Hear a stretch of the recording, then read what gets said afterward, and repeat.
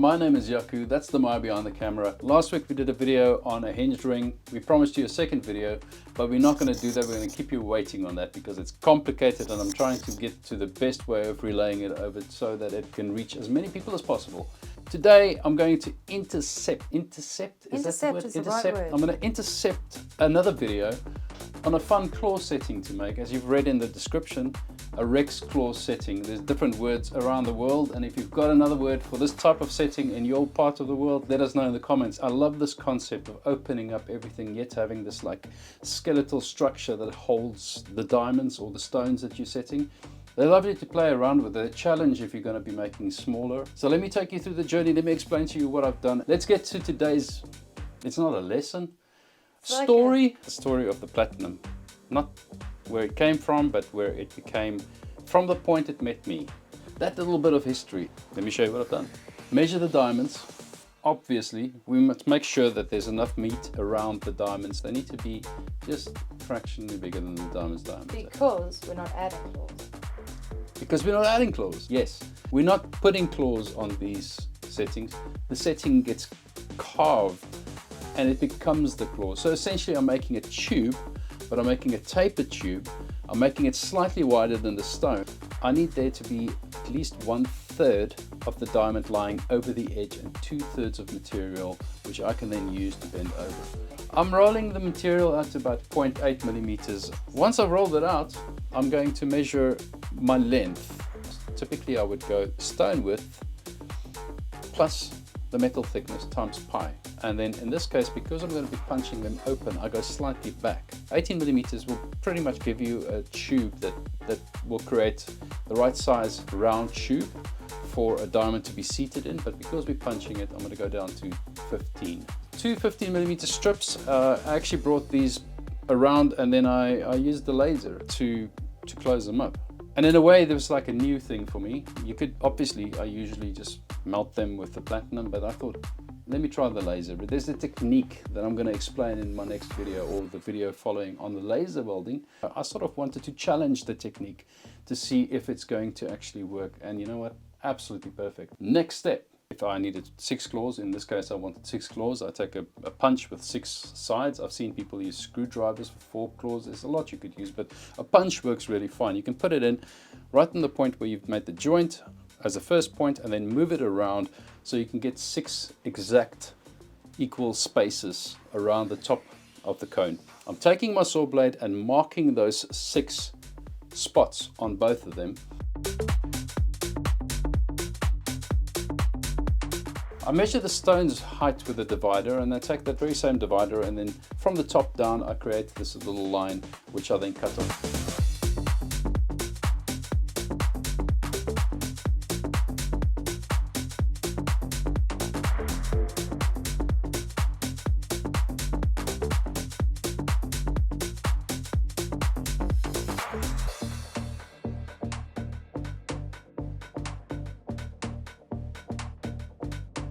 And then I'm taking half of my setting and I'm making a mark halfway through. I'm going to take those saw blades halfway down on each one of the 6 areas, making sure that my setting is in line. So I'm not just cutting from the top down, I'm taking my setting, turning it sideways and then judging with balance from the top. I'm cutting halfway down, next one, and then once I've made those cuts, I then come from the top and cut them exactly halfway down. I want 6 gaps to create 6 claws. Now I'm turning them upside down.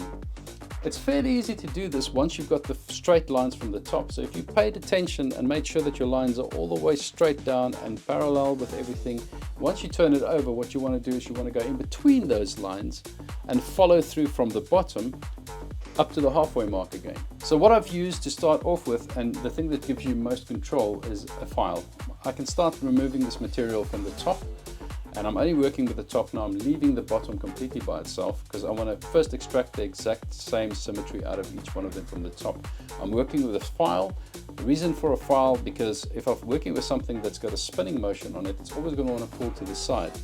So by using a file to start off with, you're already creating all the space and you can always clean it up very lightly, not forcing something in like a BB phrase or a cylinder burr. And then from there onwards, I'm going to move it over to a cylinder burr.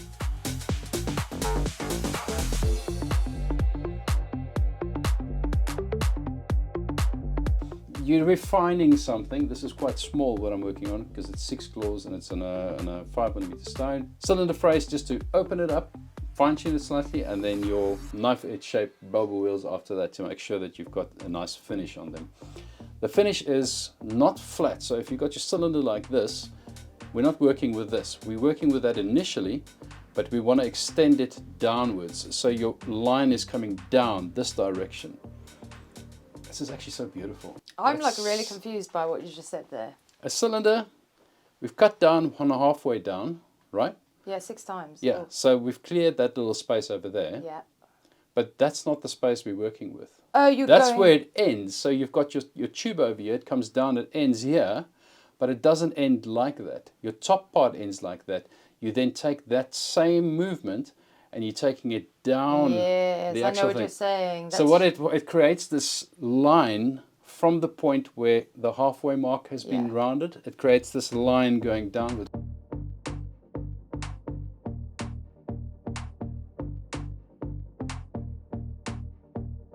I also used like a 0.8mm metal thickness to create these little discs.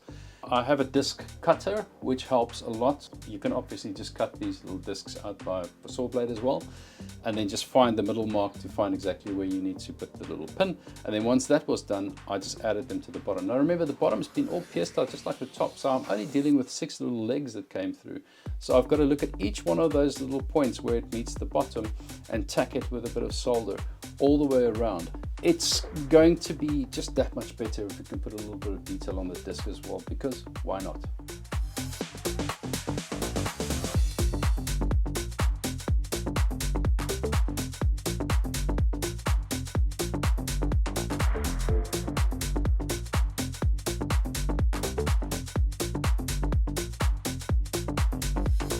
I'm now looking, because I've got more control, you know, holding a little disc like that, and this is something that happens to Maya, and it will happen once to you guys if you've never done this before, but if you hold a little disc like that, it will spin that metal in between your fingers, and both of your fingers will be cut. Goldsmith's workshop secret for today: do not hold a little disc and try and drill through it. The metal and the torque of the motor will make sure that little disc spin. You will cut your fingers, and then you're going to have to have some sort of a...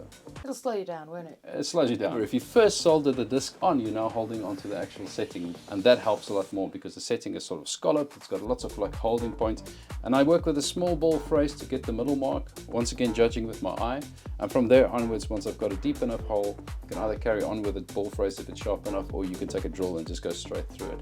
The reason I'm going straight through it is because I want that pin not to be soldered onto the back of the actual earring, because there's only one little spot that the solder holds. I'd rather the pin goes all the way through, and then when I turn the earring around, I can solder it from the top. Again, that will give me a neater solder at the bottom, because the back of the earring counts as much as the front of the earring, and you can add these pins on.